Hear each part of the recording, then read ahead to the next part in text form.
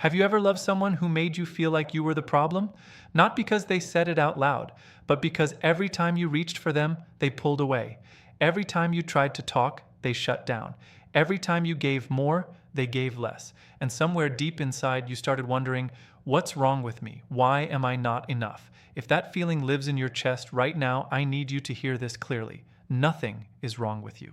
There is a specific kind of person in this world, a person who can love you with one foot out the door, a person who pulls you close only to push you away the next day, a person who makes you feel like you're chasing a ghost. You reach and reach, but the harder you try, the further they seem to go. And I know you've done everything. You've adjusted yourself. You've shrunk your needs. You've walked on eggshells. You've tried to be easier, softer, quieter, less. You've replayed every moment, wondering what you did wrong. You've asked yourself 1,000 times, maybe if I just understood them better, maybe if I just loved them the right way, they would stay. But here's the truth that nobody talks about. You were never the one who needed to change. Today, I'm going to show you something that will change the way you see everything. I'm going to break down something called dismissive avoidant attachment. And more importantly, I'm going to show you the exact signs that tell you when this person has truly checked out for good. Because here's what most people don't understand. There's a difference between someone who is afraid of closeness and someone who has already decided to leave. There's a difference between someone who struggles to open up and someone who has already closed the door permanently, and knowing that difference is everything. When you finish watching this video, you will know exactly where you stand. You will stop guessing, you will stop hoping. You will stop pouring yourself into someone who was never pouring back into you. And more than that, you will finally understand why this happened, why it hurt so much, and how you can heal from it in a way that never leaves you broken again. But you have to stay until the end, because the final part of this video is where the real transformation happens. That's where I show you how to stop being the person who attracts what doesn't serve them. That's where I show you how to become someone who draws in real love, the kind that stays. So if you've been confused, if you've been hurt, if you've been questioning your own worth, you are in exactly the right place. This is not about blame. This is about clarity. This is about understanding the psychology behind why some people run when things get real. And it's about finally giving yourself the permission to walk away from something that was never going to give you what you needed. Let's begin. Before you can understand when someone is truly done, you have to understand how their mind works. You have to step inside their world for a moment, not to excuse what they do, but to make sense of it. Because when you understand the why behind their behavior, the pain starts to loosen its grip on you. Dismissive avoidant is not just a label, it's a complete psychological pattern. And it starts from somewhere very deep. Most people who carry this pattern were not taught how to regulate their emotions when they were children. They grew up in environments where vulnerability was punished, where showing need was seen as weakness, where expressing feelings got them dismissed or abandoned. Over time, their nervous system learned something powerful. It learned that emotions are dangerous, that needing someone is a trap, that the safest thing you can do is keep everyone at arm's length. So what looks like coldness is actually survival. What looks like not caring is actually terror. They are not broken people. They are people who learned very early that the world is not safe and intimacy is not worth the risk. Now let me show you how this plays out in a relationship. It starts so beautifully. They are charming, they are interested, they give just enough to make you feel connected. But the moment things start getting real, something shifts. The moment you start needing them emotionally, the moment you ask for consistency or reassurance, they begin to withdraw. Not because they stopped caring in that exact second, but because your need triggered their deepest fear. The fear that if they give too much, they will lose themselves completely. So they pull back, slowly at first. They take longer to text. They start creating distance. They find reasons to be busy. And if you push for closeness, they interpret it as pressure. They see your need as a threat, so they create more space, and the cycle continues. This is the pattern. Reach, trigger, withdraw. Trigger, reach, trigger, withdraw. Over and over, until eventually they are gone completely. But here is what you must understand. You did not cause this. You cannot cure this, and you are not punishment for wanting to be loved. The fact that you wanted connection is not a flaw. The fact that you needed consistency is not weakness. You are a human being with normal, healthy needs. The problem was never you wanting too much. The problem was you wanting something from someone who did not have the capacity to give it. This is the part that breaks people. They start thinking, if I was just more patient, if I was just less emotional, if I was just easier to be with, they would have stayed. And they make themselves smaller and smaller, trying to earn something that was never possible to earn. But listen to me carefully. You can never love someone out of their fear. You can never fix someone by dimming your own light. You can never make someone feel safe by abandoning yourself. And every single day you spend trying to be enough for someone who cannot meet you halfway is a day you stole from your own healing. The avoidance does not get better by you becoming quieter. It gets worse, because the more you shrink, the more they feel safe pulling away. And the second you finally ask for what you deserve, they will frame it as you being too demanding. They will use your needs as proof that you are the problem. But you are not the problem. You were never the problem. You were just loving someone who never learned how to love back. Now I want you to pay close attention, because what I'm about to share with you will save you from months, maybe years, of unnecessary pain. I'm going to show you the difference between someone who is temporarily pulling away and someone who has already mentally checked out for good. This distinction matters more than anything else, because if you learn to read the signs correctly, you stop hoping for something that will never come, and you start protecting your peace. The first sign is this: they stop initiating. Not occasionally, but completely. When someone truly cares about you, they make effort. Not because you asked, not because you pressured them. They reach out because they want to. They text first. They call first. They find reasons to connect. That is what connection looks like. But when an avoidant person has decided they are done, that energy disappears completely. You become the only one reaching out. And every time you do, you feel like you are pulling teeth from a stone. That silence you are chasing, it is not them being busy. It is them stepping out of your life one text at a time. The second sign is even more powerful. They stop investing in conversations. Listen carefully. When someone is still emotionally present, they engage. They ask questions. They remember things you've said. They respond with depth, even if they are quiet by nature.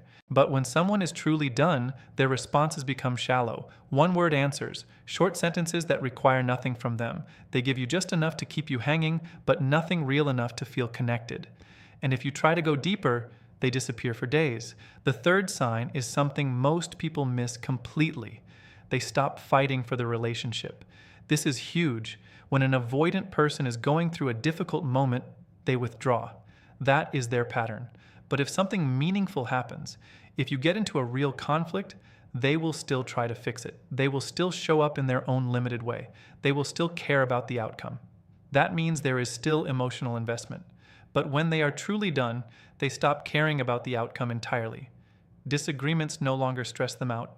Silence no longer bothers them. Breakups feel like relief instead of pain. They look at you the way you look at a decision you already made. The fourth sign is the hardest one to accept. They start building a life without you.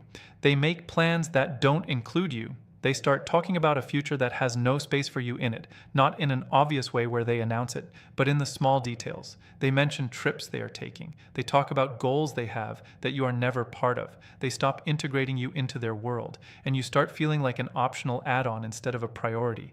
The fifth sign is the one that removes all doubt. They stop seeing your value. This is the clearest red flag of all. When someone truly values you, even if they struggle with closeness, they still recognize what you bring to their life. They still appreciate you in moments of honesty. But when an avoidant person has completely detached, they stop seeing you entirely. You become invisible to them. Your presence no longer matters. Your absence no longer registers. And this is the part that destroys people the most. Because when they left without looking back. But here is what I need you to understand. Every single one of these signs is telling you something important. It is telling you that you have been giving your energy to someone who was never going to give it back. It is telling you that the person you have been fighting for was already gone long before they said the words. And it is telling you that every moment you spend waiting for them to change is a moment you are stealing from your own healing. When you finally accept that they are done, something powerful happens inside you. The weight lifts, the confusion clears, and you realize that you were not losing them. You were losing yourself in someone who could not see you.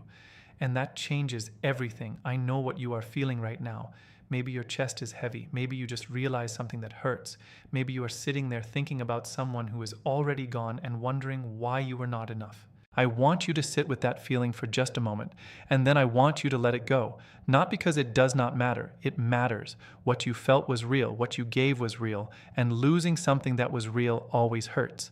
But here is where the real work begins.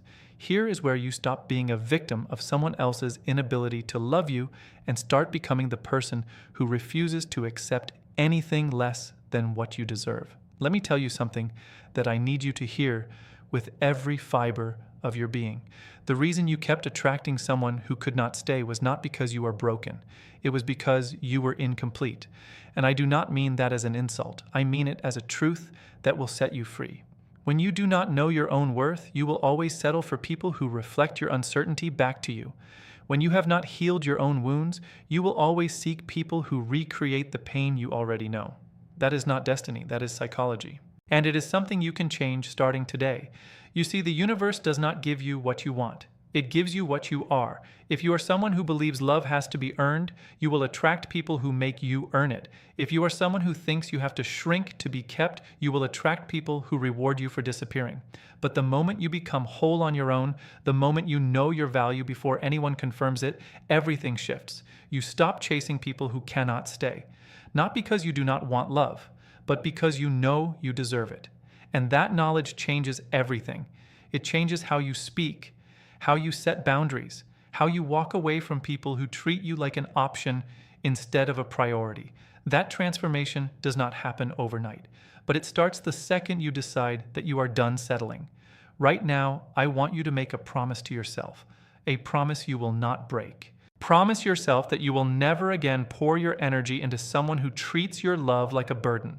Promise yourself that you will never again shrink yourself to fit into someone else's comfort zone. Promise yourself that the next time someone shows you who they are, you will believe them the first time. Because here is what you have learned today.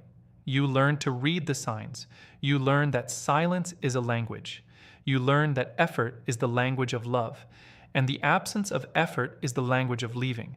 You learned that some people can be in your life for a season and not a lifetime. And that is okay.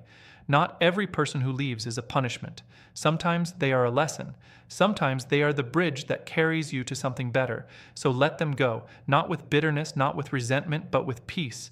Because the person who was capable of loving you fully is already gone, and the person who deserves your full love is still out there waiting. But they are not waiting for the version of you that is broken. They are waiting for the version of you that finally healed.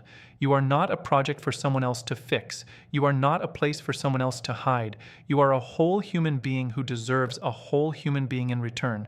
And until you believe that, no one else will ever see it either. Start today, not tomorrow. Today, look at yourself in the mirror and tell yourself what you have been waiting to hear from someone else. Tell yourself that you are enough. Tell yourself that you are worthy. Tell yourself that you will not accept half from anyone ever again. Because the moment you do that, the old version of you dies and a new version rises. A version that does not chase. A version that does not beg. A version that does not shrink. A version that walks into rooms knowing exactly what she brings to the table. That version of you is already inside you. She has been there the whole time, waiting for you to stop looking outside for validation and start looking inside for the truth. The truth that you were always enough. You just forgot for a while. Now you remember.